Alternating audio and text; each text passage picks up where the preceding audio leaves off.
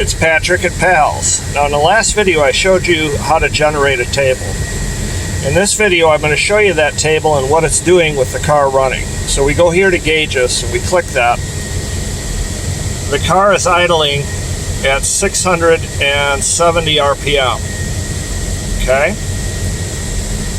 Right now the total timing, your initial timing, is right at 19 to 20.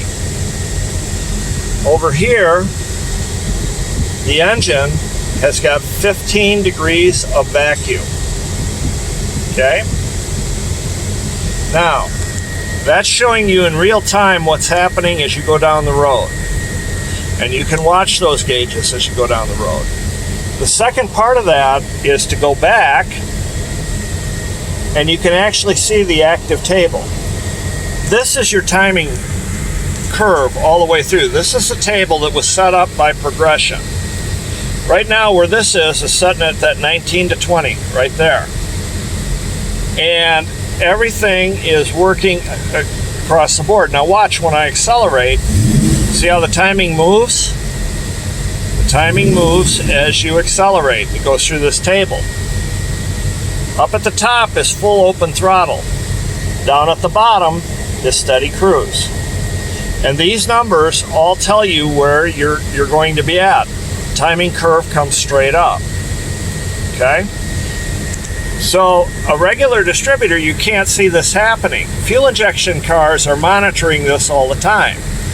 The old style cars, you just had to set it and you just had to believe that it was happening. Now you can actually see it in real time with a progression distributor. Now we're going to go back. We're going to hit the gauges, and we're going to watch the timing change. You can see what it's doing. At 2,000 RPM, I've got 38 degrees. Well, why is that? I've got my foot on the accelerator, it's steady. I'm getting some vacuum in there. I'm getting some vacuum advance. Okay, because as you know, the 38 degrees happens at 2,900. But that's with the vacuum advance plugged, and it's all mechanical. So now the vacuum advance is aiding the timing. So you're going to get better fuel economy. Okay, if I raise it up, there's my 50. You got up to 50.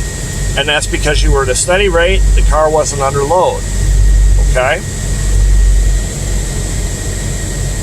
These distributors revolutionize what we can do with timing. If we want to change the timing, we don't have to use a timing light. All we have to do is go back to the setup page and change it. And I'll do that for you right now. You come back and you go into generate a table, which is right here. You open that up. You can change your RPM. If you're going to idle this car at 750, you change that to 750. If you want your initial timing to be 16, you change it there. If you want your maximum timing all in to be 34 or 32, you just simply lower that down to that amount. And if you want the timing to come in at 2,500 RPM, you change that number to 25. You hit the button to generate the table, and it will change it all. No more wrenches, no more timing lights. This thing is fantastic. Now let's say that you're getting a little bit of a surge going down the road. You've got too much advance. You just simply back that vacuum advance down to get rid of the surge. If you've got a muscle car and you want to make real horsepower, bring it to Pals. See you soon.